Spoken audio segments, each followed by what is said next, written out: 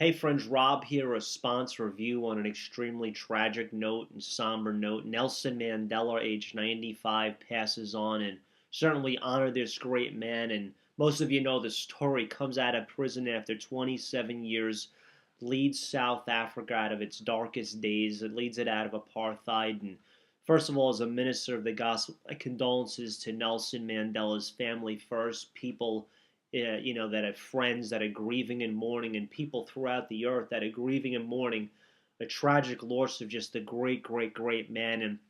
And my heart is probably sure that Nelson is in the gates of glory. He's in heaven.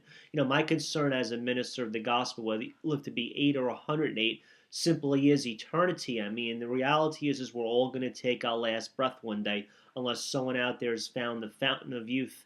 And when we all do take our last breath, we will never die simply because we are spiritually created beings. And when you do take your last breath, either the elevator goes up to heaven, where Jesus Christ taught about a place of absolute bliss. Nothing compares to its streets of gold.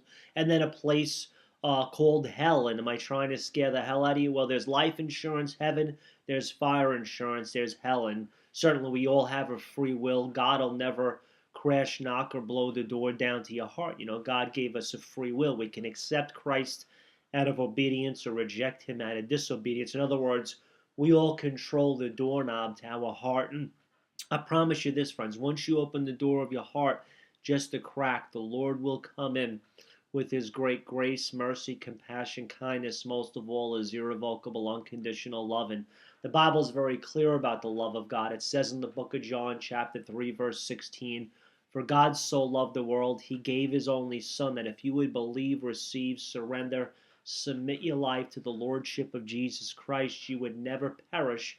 You'd have everlasting and eternal life." And God desires no one to perish. He wants us all to have the insurance that when we take our last breath, we all can make heaven our home. And you want to recite a simple prayer after me. Say, "Jesus, thank you for dying on the cross of my sins.